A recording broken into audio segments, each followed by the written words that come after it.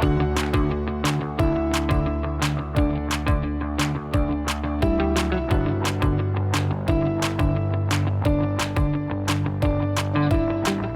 to the Paint, Rest, Repeat podcast with Ros Gervais and Laura Day, where we chat about our creative lives as artists while keeping it real and a little bit messy. We're here to inspire creatives just like you to push past those boundaries and make art that you love. Let's dive in.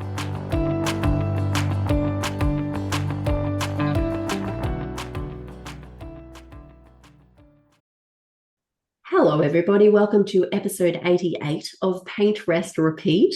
We're going to be talking about balancing art and life so we can overcome overwhelm. Does that sound good, Laura? Oh, yes. Overwhelm. Yeah. I think that lots of people, when they have families and busy lives and lots of things going on and really amazing, incredible goals that they want to achieve, and maybe a habit of like saying yes to a lot of things, they tend to get quite overwhelmed. And because they've got lots of things on their plate, they don't know where to start. They don't know what to do. And we're talking about how you can balance life with your art business. Yeah, because we have chatted about this topic today already, Laura, and we have decided that it's a revelation. We as artists are whole people. Is that news? Is that new news, Laura? No, that's not new news to me. I've been on like a wellness journey for like 15 years. Oh my goodness. So we are whole people, and we need to have this balance, or like a rough sense of balance, in order to feel good. So in terms of, the lifestyle and the creative lifestyle and art lifestyle that we're wanting to build for ourselves as artists, the aim needs to be sustainability. And if you're watching me on YouTube, you can see I'm like hitting my hands against each other because I'm telling myself off because I'm the one that's the massive busy bee over here. So busy bee, not busybody, busy bee. I feel like it's also in your human design though. Yeah. Because like you have the ability to like, have these ideas and then execute really quickly. Well, we'll see. But then there's also the ADHD factor as well, because creative people have all the ideas. ADHD is like just multiply that a little bit. So that's a factor there as well. I'm sure we've got lots of other neurospicy people listening. Yeah, for sure. I think that like, and I think creative people have a lean to being in that neurodiversity bucket, but that's all good. We welcome that, and that's there can be superpowers in that, definitely. True. Challenges and superpowers simultaneously. Yeah, because I look at you, Ros, and I'm like, oh gosh, I wish I could be like so prolific. And like, I really wish I had the stamina to like hold all of those projects, because like I've got that desire within me, but being a projector, like it's just like I will end up in burnout if I operate. Well, you've got to look after yourself. I mean, we all have to look after ourselves. So yeah, that's okay. Well, I'll take it as a compliment, but know that it's a real juggle. So this topic today is primarily just advice to myself. Should we just ask everyone to stop listening? It's just advice for me. advice for Ros in balancing art and life. Yeah. All right. Moving from overwhelm into flow. I was joking, everybody. You can continue listening. So we have a number of actionable tips for you today, and also a few little freebie options for you at the end of the episode too. So should we just dive straight into tips? Yeah, for sure. Let's do it. Okay. Shall I do the first one? Yeah, go for it. You start with the first one and then, yeah. Okay. The first one is looking at your whole life, art included, looking at your whole life and sort of understanding what's on your plate. What are your responsibilities? What are the things that you need to take care of? And, those plates that you need to keep spinning in the air. We're looking at this like as high level as we possibly can. So we're not talking about projects or, I don't know, keeping the dishes clean or anything like that, as high level as possible. Now, a tip for doing that can be to look at that wheel of life. I think that's what it's called. And there are a few different options online to find the titles, but if the most basic one has health, work, spiritual side of you, your partner, social, hobbies, finances, and then family in there as well. So you can look at all of those things and then plot out your ideal week so it feels balanced. Now, that might feel like a big leap, I think, from looking at what's on your plate and then plotting out your week. Do you have any tips on that, Laura? Because I know you talk to some of your Yeah. clients about that. Yeah, definitely. We're not aiming for perfection here, and we're not looking for like, a level 10 satisfaction in all the different areas. There'll be different seasons in your life that you're focusing on improving certain things. So you might be in a season of improving your health. And so that is like, the area of focus, and like you put a lot of time and energy and effort into doing that. Or it could be building your art career. So like it's your career. Or it could be like family, and yeah, it could be like a different area. So like not aiming for perfection. And then a good exercise is just to sort of like script, yeah, what is your perfect week? So like what would you like to wake up and do on Monday, Tuesday, Wednesday? Did you want a Friday off and have a long weekend? What's your energetic capacity? I always ask that in my intake forms as well, because it's very good to be self-aware of where your limits are in your mind. Sometimes you feel like you can achieve like a bazillion tasks. For me, my ideal work day is actually 3 to 4 hours. Like I'm burning out and fizzling out, and at 4 hours. So it'll look different for everyone. And taking into consideration the responsibilities you have as well. So if you've got young family, or if you're caring for aging parents, or you have a chronic illness yourself, yeah, just plotting it out and just fitting in like the things that are your priority in that wheel of life at this point of time in your life.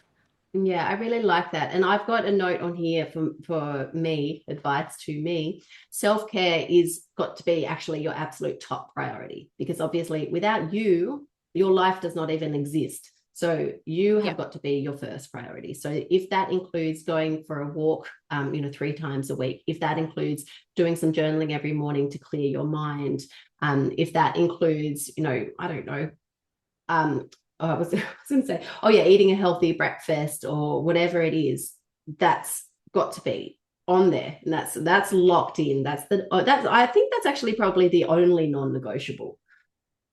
Yeah, for sure. For Yeah, sure. If you're not filling up your own cup, then you can't give to anyone else. So, exactly. yeah. And that's just sort of a safety measure to sort of prevent burnout, and just to carve out that time for yourself. And talking about carving out time for yourself, we've Oh, actually yes. got like sort of a meaty topic for like one of our tips, and it's around setting boundaries. And so this could be a whole episode in itself, really. So yeah, if you're deciding that this is a season that you're growing and expanding your art business, so you want to like put a lot of time and effort into that, or if you've sort of neglected your self-care and you've listened to this episode and you've thought, oh, I've really got to tend to that, and I've got to communicate with people around me that I need to take 15 minutes for myself in the morning, or I need like an afternoon, like space in time to yourself to like wind down from the day and just sit in solitude. Like communicating and setting boundaries is going to be really important for you in your life. So deciding what your needs are, deciding on what boundaries you're going to set for yourself. And it could be self-imposed boundaries as well. If you're stepping into the CEO mindset, stepping into art business for the first time, you might need to be the boss of yourself, and you might need to set a schedule. And I hear a lot of artists, like Roz, I'm sure you would in your coaching practice. One of the barriers is I don't have time for my art. And it's like, well, are you prioritizing it? Yeah, everyone has time. It's a matter of priorities, because we've all Mm, got 24 hours in a day, right? exactly. Yeah. So if you're wanting to grow and expand your art business, you need to put that time on your calendar, just like someone on a fitness journey. they're putting that gym session or 5 gym sessions in the week. They're focused on growing that. So if you're focused on growing your art business, put in the calendar. And like I said before, like my work hours are not that long, but I still prioritize those 3 to 4 hours for my art business. And So for the parents out there, it is so easy. Think about how easy it is for you to put on your calendar that this is my child, it goes to gymnastics every Monday from this time to this time. So easy to write that on the calendar and to actually deliver on that. Treat your own needs the same way. I think, it's amazing, isn't it? That if you actually notice that contrast, it's interesting. I think as women, we always put others above our own needs too. Yeah. But and it it's not is sustainable. And that's really what we're talking about today. no. Yeah. Yeah.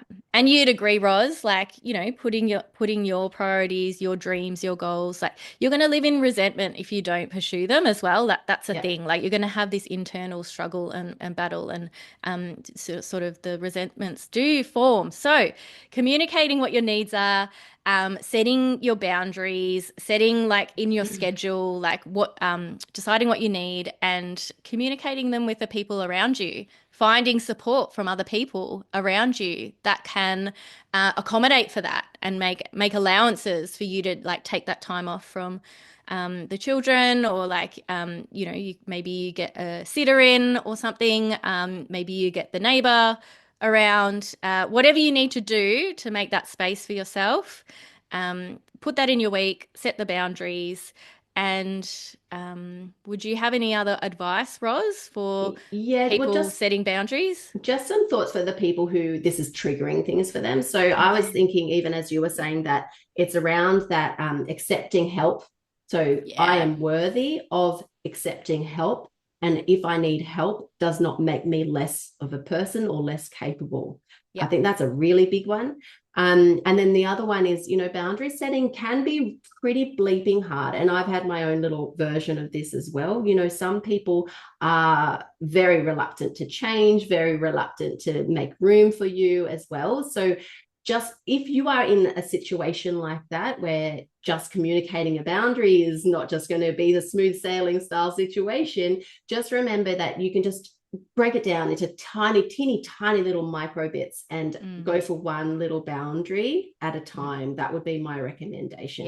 People generally just don't like change. So if you're going to be asking an ongoing favor of someone around a boundary, they might arc up, and then you've got to be prepared to navigate that. So and sometimes I know sometimes you have to repeatedly remind them of that boundary as well, and that can be like very challenging at times, because you're just asking for what you need, and sometimes it can be tricky. So maybe getting some support around that too, like if you need a therapist, or like you need a really good friend that you can like sort of help you in navigating communicating that and having the confidence to like to really like be firm on it.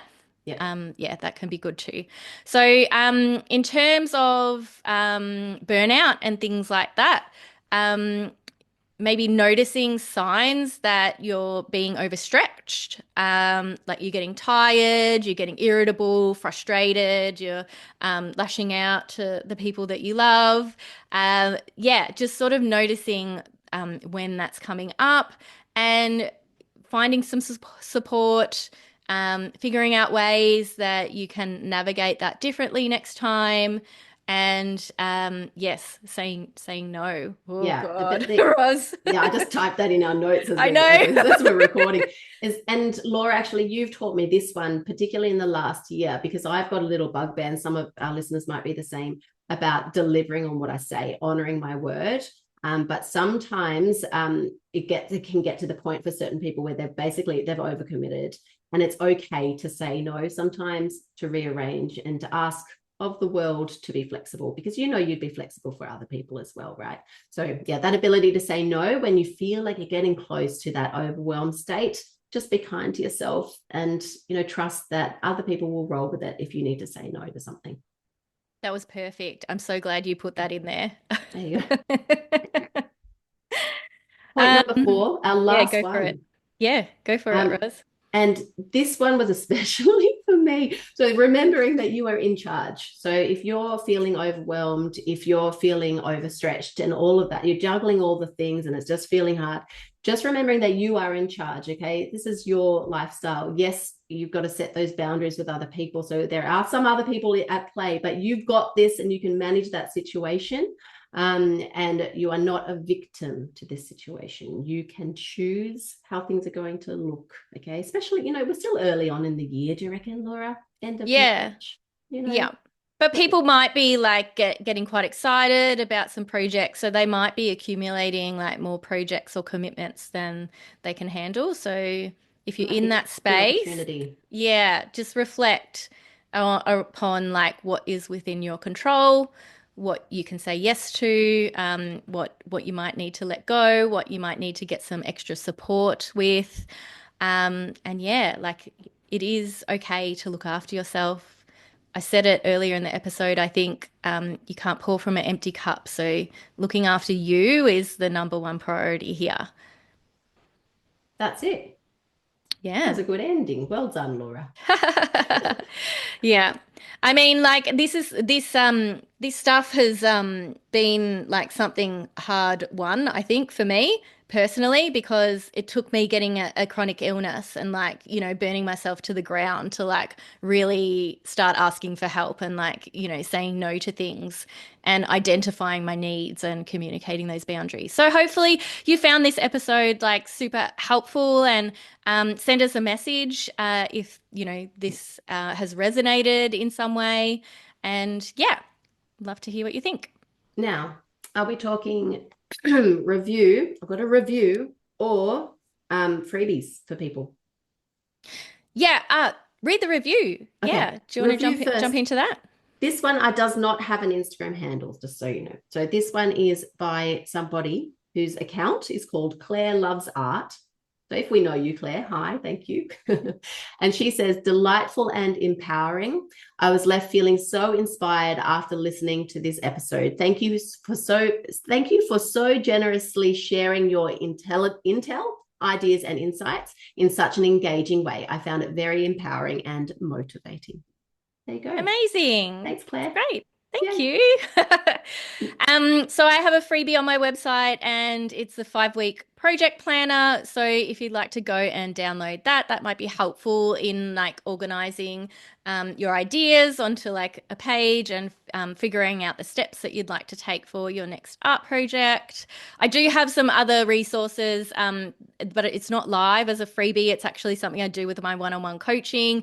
So I've still got some free calls available if you want to interested or curious about coaching with me. So go to laurajaneday.com/work with me to find out more about that.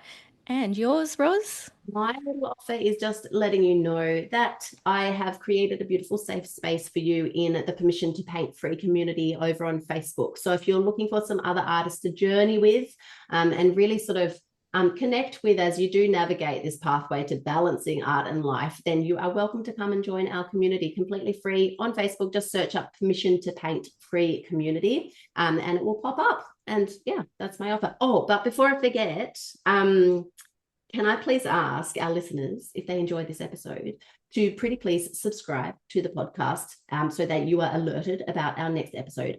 Also, leave us a 5-star review for good karma over on Spotify, or if you're listening on Apple Podcasts, you can leave a written review. If you leave us a written review, we would absolutely love you to share your Instagram handle for your art account so that we can give you a shout out here on our next episode. So yeah, that's a wrap today. Yeah, great. See ya. Thanks, everyone. Bye.